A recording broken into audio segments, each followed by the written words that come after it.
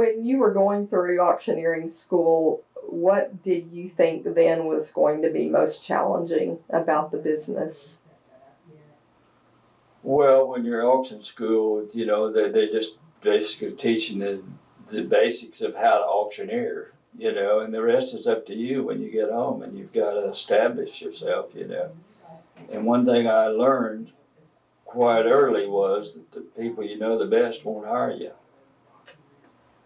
People who are total strangers to you will hire you in a New York minute, and people you know real well wouldn't hire you for anything. Why is that? I don't know, but that's just the way it is, or was for me. Now I don't know, you know, whether it's that way for everybody or not. But did it make a difference that you had the certificate from going to school? no, It didn't. Well, it gives you self-confidence, you know. I mean, you're supposed to know what you're doing, but what you do in the auction world is you take a person's lifetime accumulation into your hands and your responsibility and turn it to cash.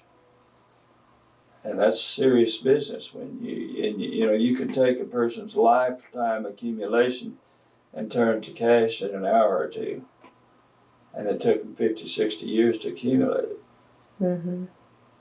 So it's a tremendous responsibility. You know, even to today, it's the same way. It's no different today.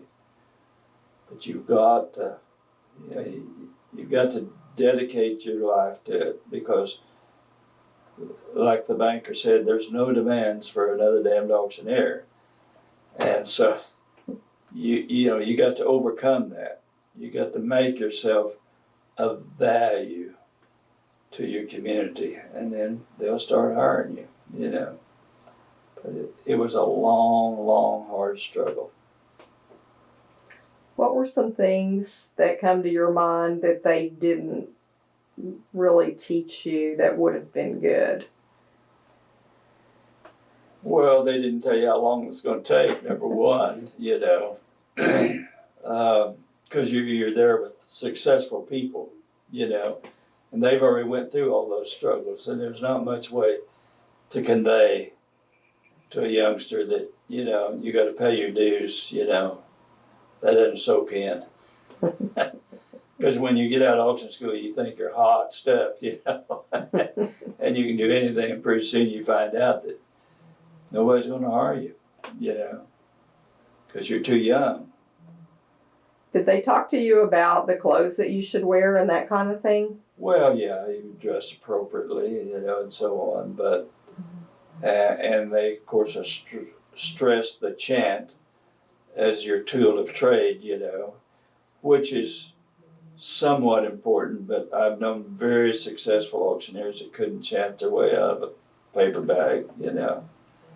But it's the relationships you establish is what makes you successful in the business, you know.